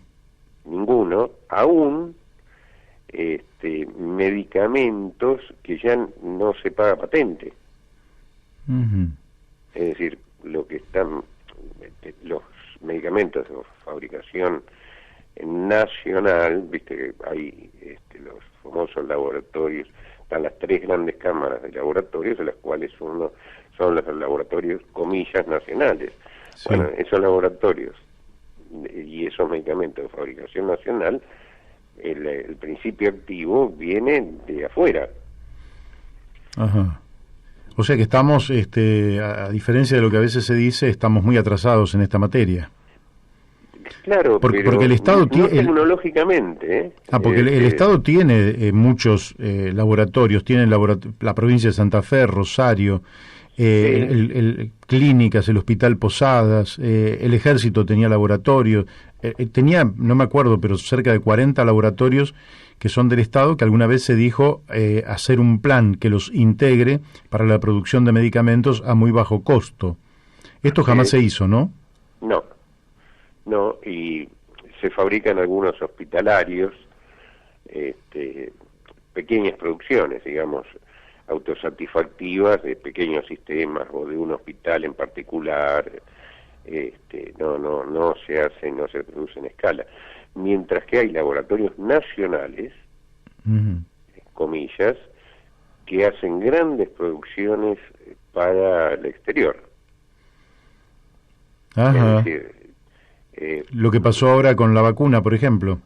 Lo que pasó ahora con la vacuna es un procedimiento muy habitual. Hay uno de los principales laboratorios que encabeza una de la Cámara de Laboratorios Nacionales, que genera una enorme producción de un antibiótico, una ampicilina, para China, que se fabrica en La Rioja concretamente. Ajá. Claro, imagínate que inclusive si nos engripamos los argentinos, nos engripamos 20 o 30 millones. La escala de producción para China, por ejemplo, son cientos a miles de millones de producción de medicamentos que se hacen en varios países, uno de ellos Argentina, con lo que implica utilizar recursos del país. La mano de obra hoy en la fabricación del medicamento es pequeña, está todo muy tecnificado, los procesos, así que el valor agregado que queda en el país es muy poco, pero se usa el modelo, que es el mismo modelo que vamos a ver ahora con la vacuna Sputnik, que a su vez es el mismo modelo que utilizó AstraZeneca, en definitiva, ¿no? Claro. La última que te hago por hoy, después seguramente has dejado picando ahí una pelota para que la pateemos en otro momento. Excede lo de los viejos. Sí, excede eso por mucho. Te quería preguntar lo siguiente, las vacunas con las cuales, digamos que el planeta, la inmensa mayoría de los países han tratado de combatir el COVID-19, son vacunas que, han llegado a la fase 3, a los tumbos, son en general vacunas aprobadas en la emergencia, son experimentales, esta es la realidad, son de distinto tipo, por otro lado, porque no todas son idénticas, ¿no? El activo, digamos, pueden ser algunas de ARN que son hechas, que serían nuevas, son las más modernas, digamos. Algunos, son las que van a quedar. Algunos dicen que son las que van a quedar, efectivamente. Sí. Pero mi pregunta es la siguiente: ¿hay algún estudio sobre el impacto que en las personas mayores ha tenido la vacuna? Porque vos tenés un caso que corresponde que lo mencionemos hoy, que es el Día del Periodista. Mauro Viale se había aplicado la vacuna. No digo que haya muerto por la vacuna, eso lo desconozco totalmente, pero pero es un ejemplo, digamos, de alguien que se ha puesto la vacuna, y hoy he visto que alguien tenía 2 vacunas, creo que un actor, Reni, creo, tenía 2 vacunas, y igual lo tuvieron que internar. ¿Se sabe cuál ha sido el impacto? Hoy falleció, te digo porque es del barrio, y un gran dolor para nosotros, una enfermera, una chica del Santoyani, de 34 años, amigo, con 2 dosis de una vacuna, que es más, tuvo una doble infección de COVID, había tenido la enfermedad COVID y volvió a infectarse, ¿no? Así que tenemos muchas incógnitas en términos de lo que pasa a futuro de la vacuna, es decir, lo que evita la vacuna. En cualquier caso, primer fase y a nivel social hay que vacunarse rápidamente para no solo protegernos, sino para cortar la circulación. Pero al margen de esto, después creo que hoy estamos muy, muy en pañales, aunque no lo parezca, respecto a cómo sigue la película y a qué daños nos tenemos que atener en comorbilidades que no sabemos. Hoy se está hablando de una posibilidad de problemas neurológicos serios generados a posteriori. Bueno, hay una cantidad de incógnitas que tenemos que ir resolviendo, y me parece que en muchos casos países como el nuestro fueron también una plataforma de investigación y desarrollo de vacunas, ¿no? Y en particular, supongo yo, los más grandes. Sí, sin lugar a dudas. Bueno, Eugenio, por hoy te agradecemos muchísimo la amabilidad que has tenido de prestarnos estos minutos, y seguramente, ya que dejaste ese tema, lo vamos a poder desarrollar en una nueva oportunidad y con el tiempo que sea necesario, porque a veces nos interesa mucho más que el tema se explicite en toda su dimensión sin que el tiempo nos esté apremiando, y bueno, lo vamos a conversar entonces próximamente. Bueno, y felicitaciones por el Día del Periodista. Cualquiera que tiene la difícil misión de comunicar, y en serio, como lo haces vos, merece todo nuestro reconocimiento, porque en definitiva son los aliados de los que no tienen voz, ¿no? Así es, bueno, lo hacemos por lo menos dignamente. No sé si bien o mal, pero lo hacemos con dignidad, así que te agradezco muchísimo. Te mando un fuerte abrazo. Gracias, hasta luego. Chau, hasta luego. Bueno, hemos hablado con Eugenio Semino, defensor del pueblo de la tercera edad. Realmente tuvo Daniel, ¿sabes qué? La habilidad de contrastar por qué quienes ganan, digamos, voy a dar un número cualquiera, por qué quienes ganan 300.000 pesos tienen necesidad de aumentarse un 40%, pero en cambio los jubilados que ganan 20.000 pesos les aumentan un 8, un 12%. Es una vergüenza. Entonces, efectivamente, tiene que haber un múltiplo, es decir, que tiene que ver, que también lo decía Julio Bárbaro, ¿no? Es decir, si somos tan pobres que no le podemos pagar a un jubilado más de 23.000 pesos, no podemos ser tan ricos de pagarle a otros 20 veces, 30 veces, 40 veces ese ingreso mínimo. Es decir, hay una enorme hipocresía en la Argentina. Es esa hipocresía que muchos que lo van a escuchar, los oyentes lo van a escuchar, de esa gente que dice, no, Argentina no es un país rico, Argentina es un país pobre. Primero hay un error ahí, porque país es el paisaje, digamos, es la tierra, ¿no? La Pachamama, las montañas, los bosques, los ríos, el agua, la fertilidad de la tierra, los mares, y en eso somos un país riquísimo. Y la paradoja es que los que dicen eso en general son los ricos. Bueno, pero fíjate que vos decís, bueno, está bien, si somos pobres y damos por hecho de que somos pobres, que nadie gane más, digamos, de 100.000 pesos. Ah, no, los tipos con 100.000 pesos no tienen ni para empezar, son tipos de $10.000. Lo decía Cavallo en su momento. $10.000 necesitaba Cavallo en la década del 90 para vivir. Ah, no, pobres son los otros, pobres son ustedes. Ah, entonces no somos un país pobre, somos un país empobrecido por la avaricia de algunos que se quieren quedar con todo. Entonces no se justifica. La verdad es que desde este programa, donde podamos, vamos a dar una lucha para resolver el tema de la pobreza. El tema de la pobreza se puede resolver. Nosotros hemos dicho cómo se puede resolver desde el punto de vista de la ingeniería financiera que hay que hacer desde el Estado para en 25 meses no tener un solo habitante en el suelo argentino que tenga un ingreso por debajo del límite de la pobreza. Y se puede hacer, claro que se puede hacer. Y como lo hablamos con Eugenio Semino, además, con beneficios para el Estado.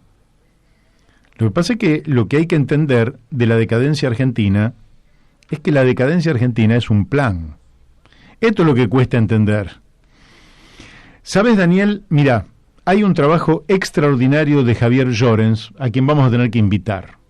En ese trabajo, Javier Llorens explica la mala praxis del Fondo Monetario Internacional. Interesantísimo, porque Javier Llorens llama mala praxis porque demuestra que son políticas pésimas para la Argentina, pero yo creo que Javier Llorens sabe, y los oyentes que nos escuchan saben, y nosotros sabemos, que esas malas praxis eran parte de un plan. Es decir, que la Argentina ha sido desmantelada, su Estado ha sido virtualmente destruido, su industria ha sido también muy deteriorada, solo quedan factorías, digamos, empresas muy modernas, pero que son parte de empresas multinacionales que arman en el país, pero que no son las empresas vitales que tuvimos en otra época, y eso ha llevado al empobrecimiento y el debilitamiento de la nación argentina. Ese debilitamiento es el que sufrimos. ¿Y quién lo sufre? Lo dramático de esto es que no lo sufrimos las personas de mediana edad. Bueno, yo estoy un poquito más grande que mediana edad, pero los que más lo sufren son los jóvenes, los adolescentes y los niños. Esto es lo dramático. Los niños que no votan ni tienen poder. Ojo, lo que estamos sembrando, vientos y vamos a cosechar tempestades. Ojo, la verdad es que no me gusta para nada. Bueno, voy a decir que el 9 de junio hay, esto nos lo mandaron y la verdad es que tendríamos que tener un tercer habitante en este programa, pero lo tendremos cuando termine la pandemia. El 9 de junio hay Jornada Nacional de Lucha Autoconvocada de Organizaciones de Jubilados. A las 12 horas en Plaza de Mayo pedimos reunión con el presidente de la Nación. Vamos por vacunas, por una movilidad, por aumento de emergencia y por moratoria. Entonces, vacunas para todos, se exigirá una movilidad automática basada en la inflación o en el aumento de sueldos, lo mejor, un aumento de emergencia de 15.000 pesos, proporcional a la escala de los saberes, la mínima de 65.000 pesos están pidiendo, y una moratoria general que garantice el acceso a la jubilación de los miles y miles de adultos mayores que no llegan a los 30 años de aporte debido a la informalidad y el trabajo en negro imperante en nuestro país. Bueno, convocan organizaciones de jubilados autoconvocados para el día 9 de junio a las 12 del mediodía en Plaza de Mayo, pidiéndole al presidente de la Nación, Alberto Fernández, una reunión para llevarle todas estas demandas, que es de un universo de varios millones de compatriotas jubilados. Ya estamos en contacto con Julio Prieto, del Partido Vecinalistas, y vecino también de acá del distrito de Morón. Buenos días, Julio, ¿cómo está? ¿Qué tal? Buenos días, ¿cómo andan? Ante todo, feliz día del periodista para todo el grupo de la Radio La Luna. Bueno, muchísimas gracias, Julio. Lo primero que querría preguntarle para que escuchen nuestros oyentes es, la gente sabe que hay partidos políticos y en general asocia a los partidos políticos con las grandes corrientes, en la Argentina el peronismo, el radicalismo, el socialismo, el liberalismo, etcétera. Pero ustedes han constituido un partido vecinalistas. Danos las razones por las cuales se han agrupado vecinalistas de distintos lugares. ¿Qué es lo que han encontrado como motivación central para organizarse políticamente? Bueno, la verdad, uno de los motivos principales justamente esta política que nos están llevando a cabo, que son los grandes corporaciones políticas, llamada lo que están actualmente en el gobierno y los que se fueron en el gobierno anterior, ¿no? Es más de lo mismo.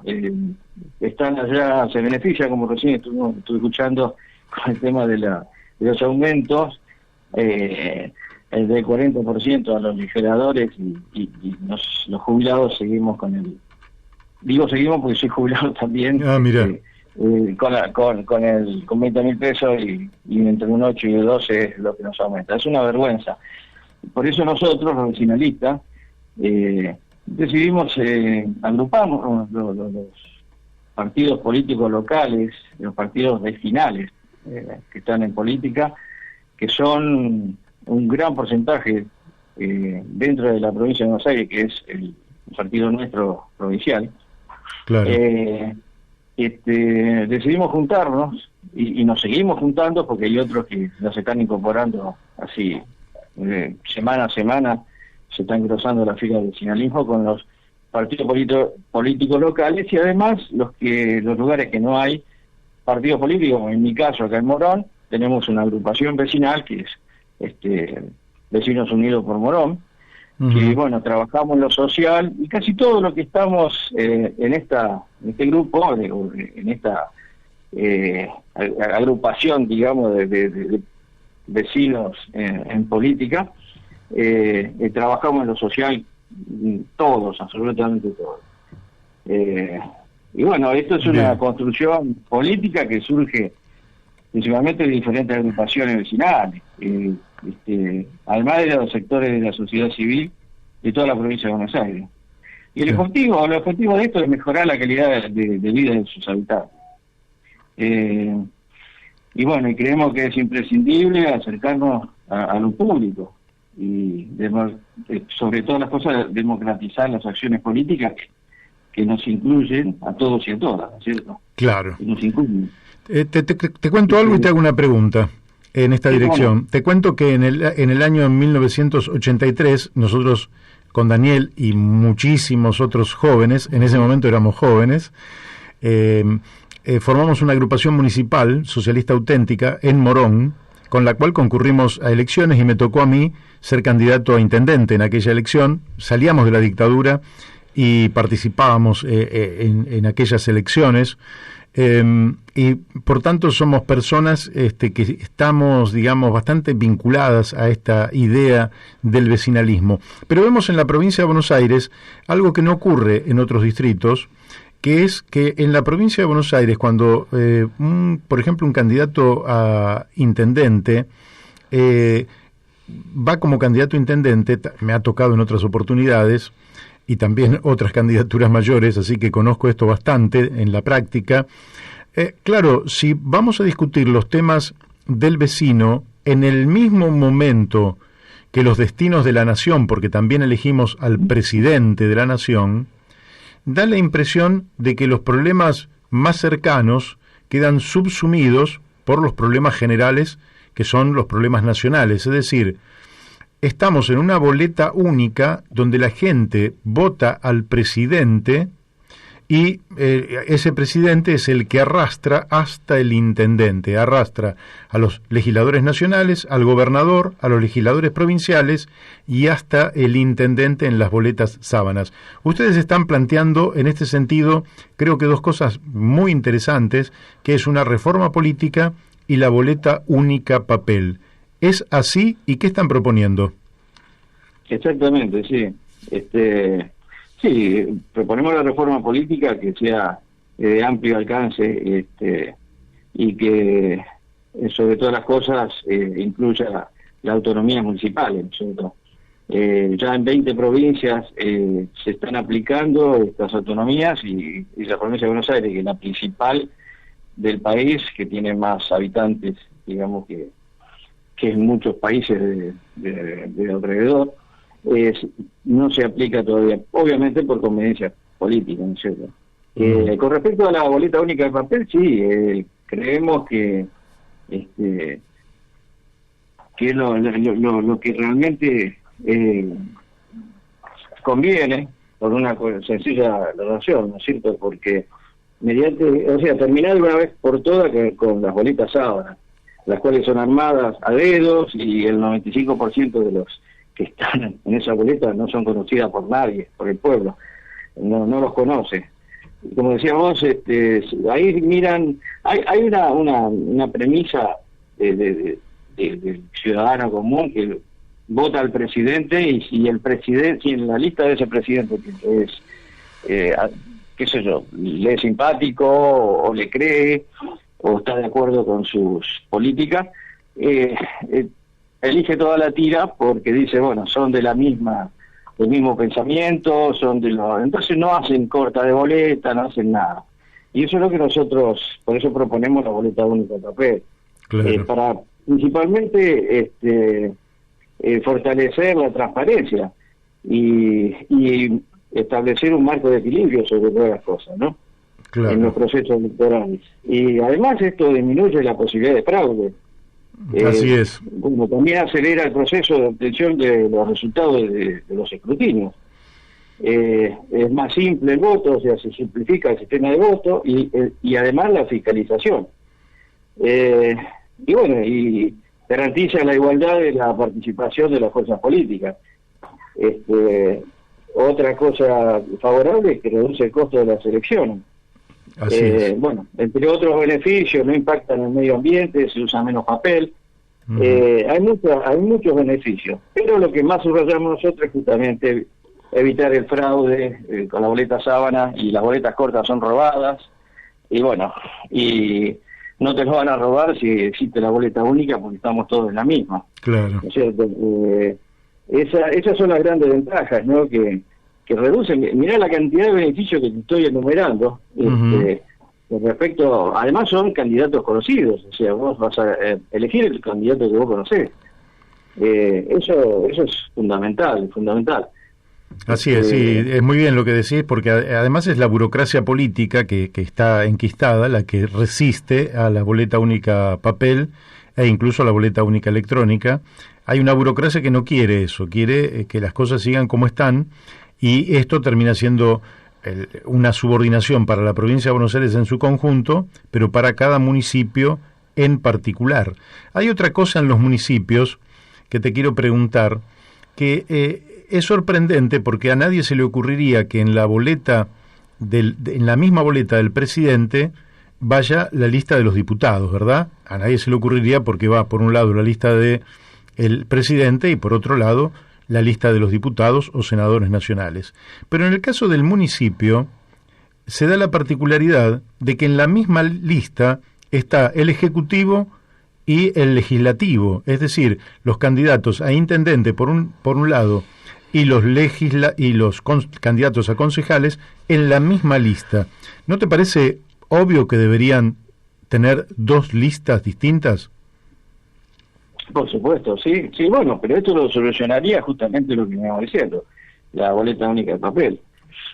Eso, porque va a haber, es decir, es única, pero va a haber los candidatos a presidente, todos los presidentes que se postulen, los diputados, todos los diputados juntos que se postulen, y los intendentes y los consejeros escolares. Esa es la implementación la que nosotros estamos pidiendo. Ya el hecho de decir una boleta sábana y estar incluyendo, como bien lo decís, vos elegís el presidente, por ahí te gusta, ves que hay, no sé, lo que comúnmente llamamos ñoquis, y tenés 3 o 4 nombres que vos consideras ñoquis, y si votás a ese presidente lo estás involucrando a esa gente que no te gusta. Y bueno, y entran todos en la misma bolsa, como decían nuestros viejos. Claro. Y sin embargo, con la boleta única de papel, Mario, se soluciona todo este tipo de cosas. Sí. Obviamente hay que estudiarlo bien y implementar bien. Entonces, se aceleran todos los procesos. Todo, absolutamente todo. Y además, elegir a la gente que vos realmente confiás o le creés, y le ponés la crucecita ahí. Es sencillo como eso. Sí, claro, aparte ya se sabe cómo funciona, porque en Santa Fe funciona y funciona muy bien, así que tampoco hay que inventar nada, ya está inventado. Te quiero hacer otra pregunta. Ustedes hablan de bajar el gasto público,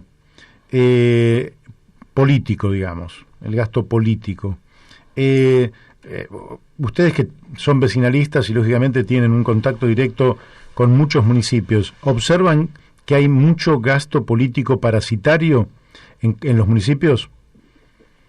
Totalmente, sí, hay un desfasaje terrible entre lo que realmente gastan y lo que declaran. Fíjate vos que hace pocos días estábamos en una de las reuniones de Zoom de vecinalista viendo el informe del ASAP, ¿no es cierto? Uh-huh. Donde, por ejemplo, en Morón hablan de equilibrio fiscal en un 30%, pero por ejemplo Matanza, 3 de febrero y otros lugares del 100% de los informes.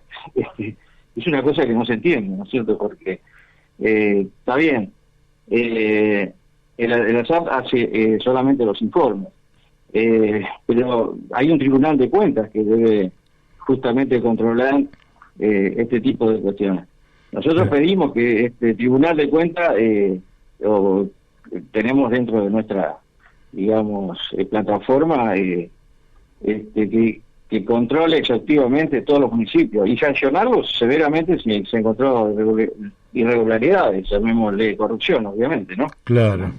Porque hoy solo lo que contamos es el informe, o sea, dicen, ¿qué dicen? Lo que los municipios le envían, ¿no es cierto? Les envían los informes de gasto y ellos lo publican, y si coinciden con la partida, con el dinero, lo publican como que hay un porcentaje, como en el caso de Matanza, del 100% de regularidad, digamos. Uh-huh. Y además eso se pide cada 6 meses, y nosotros creemos que trimestral sería bueno, o sea, que cada 3 meses se haga, y además el Tribunal de Cuentas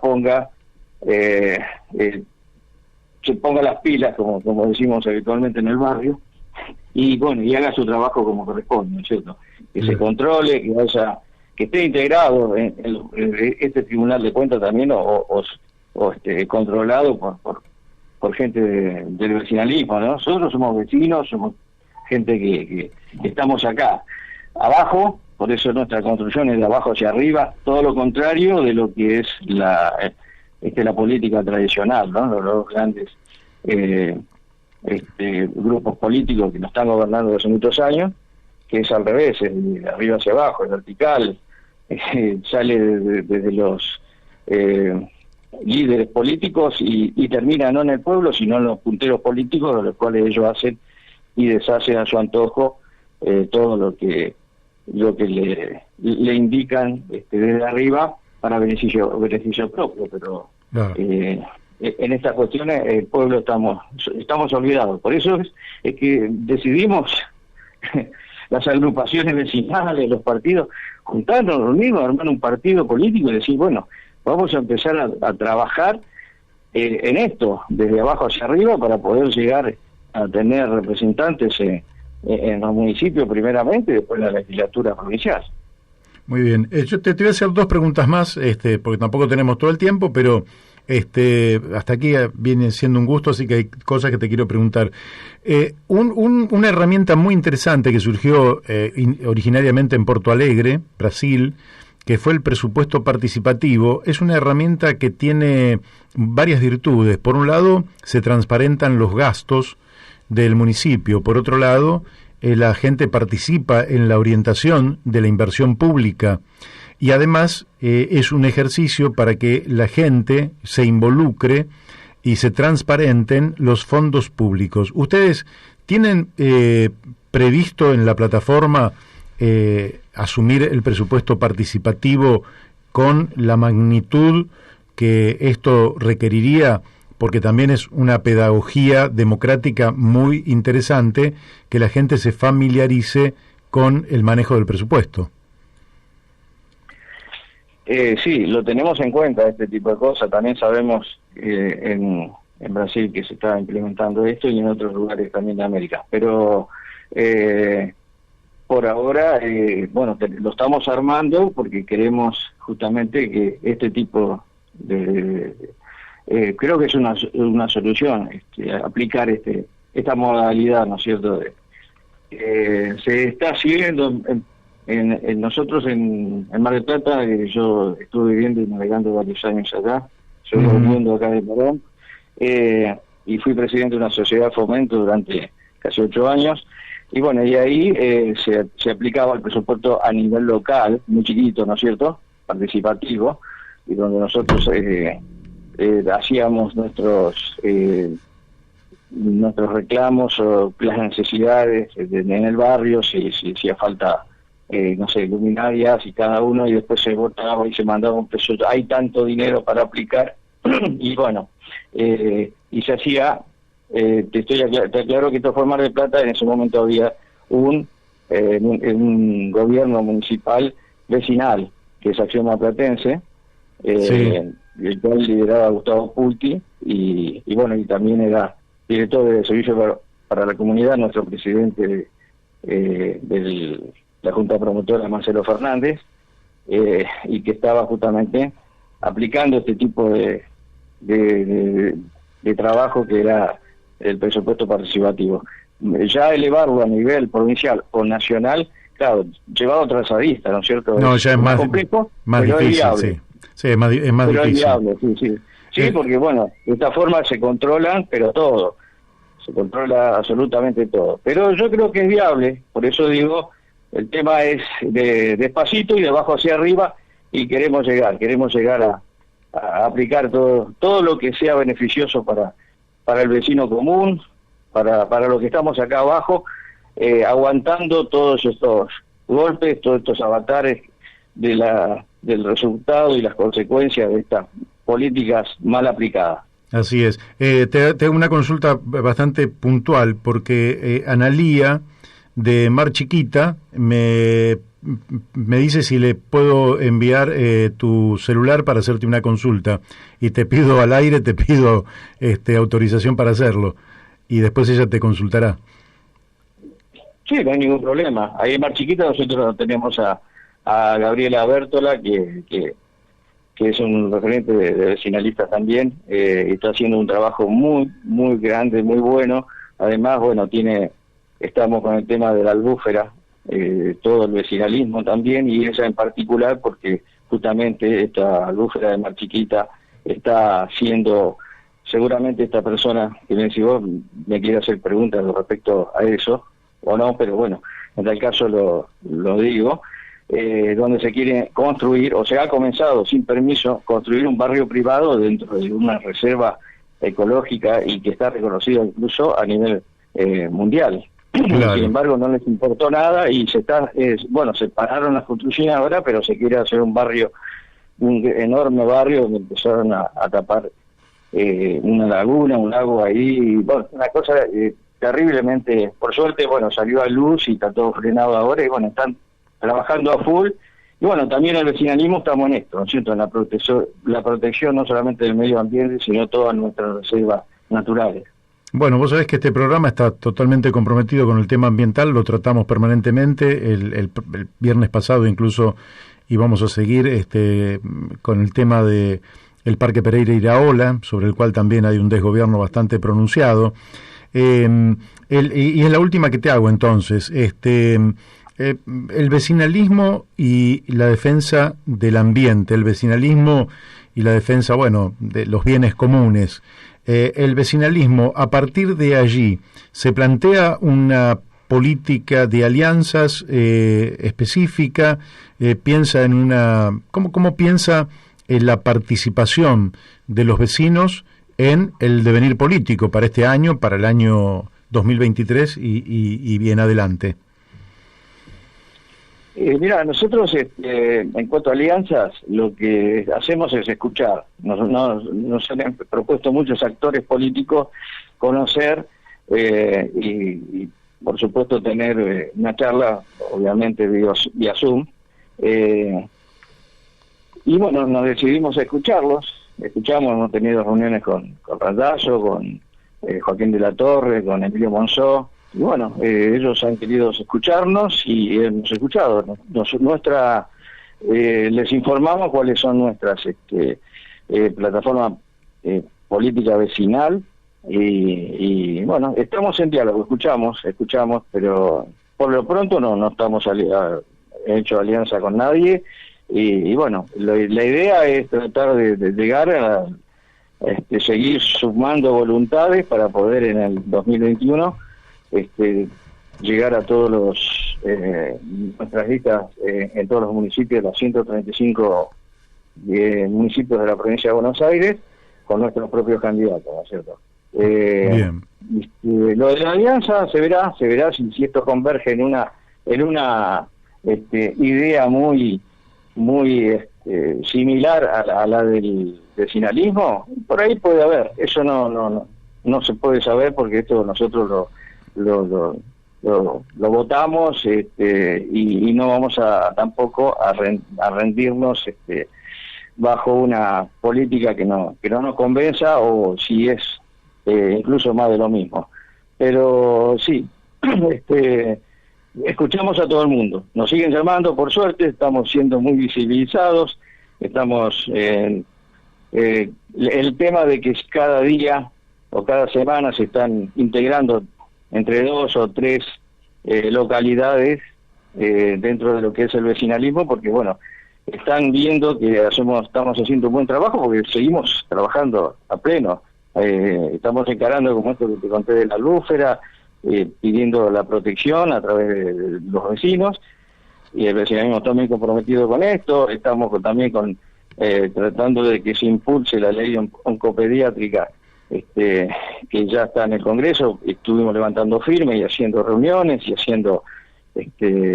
pidiendo a los municipios, a algunos municipios, de que lo declaren de interés municipal. Así que estamos trabajando en varios frentes, aunque todavía no hemos armado las listas, pero como todo vecino trabajamos en cada uno de nuestros distritos, en cada uno de nuestros municipios, en cada uno de nuestros barrios. Estamos trabajando a full, dentro de las medidas protocolares, por supuesto, por el tema de la pandemia, que no debemos olvidar, pero lo que se puede hacer, lo hacemos. Muy bien. Bueno, Julio, el tiempo se nos ha ido. Te agradecemos muchísimo tu participación aquí en La Brújula por Radio La Luna, AM 1140, y seguramente cuando pase la pandemia te invitaremos aquí al estudio de la radio, pero por ahora nos mantendremos en contacto a través de los medios digitales. Así que de nuestro lado te mandamos un fuerte abrazo, felicitaciones, y efectivamente son las causas por las que ustedes pelean, son causas históricas, y además en la Constitución Nacional, en el artículo 123, se vela por la autonomía municipal, y observamos en la práctica en la provincia de Buenos Aires que se avasalla esa autonomía municipal, y no se deja crecer justamente desde el pie a los verdaderos dirigentes que están consustanciados con los problemas de los vecinos. Así que te mandamos un fuerte abrazo. Igualmente Mario, y bueno, y un saludo nuevamente a todos en su día, a los periodistas. Gracias, y hasta cualquier momento. Muchísimas gracias. Bueno, hemos hablado con Julio Prieto, vecinalista del partido Vecinalistas. Él en particular vive en Morón, pero lógicamente tienen desarrollo en casi toda la provincia de Buenos Aires. Pido disculpas los mensajes que nos saco al aire, pero el tiempo se nos ha ido por hoy. Me quedaron varios en el tintero para sacar. Les mandamos a todos un abrazo en este Día del Periodista, en un reconocimiento al fundador de la Gaceta, Mariano Moreno, el prócer de la Revolución de Mayo. Y nosotros nos vamos a encontrar mañana a las 12 del mediodía, también con un programa muy interesante, tan interesante como el de hoy, a partir del cual llevar a los oyentes temas que puedan ser de interés común y que puedan elevar, si podemos, la cultura general. Un cacho de cultura, como decía, ¿quién era? Nunca está mal. Caloide, con su personaje Clemente. Con Clemente, sí, un cacho de cultura nunca está mal. Y acá tratamos de aportar un cacho de cultura política. Muy buenos días y hasta mañana a las 12 por Radio La Luna.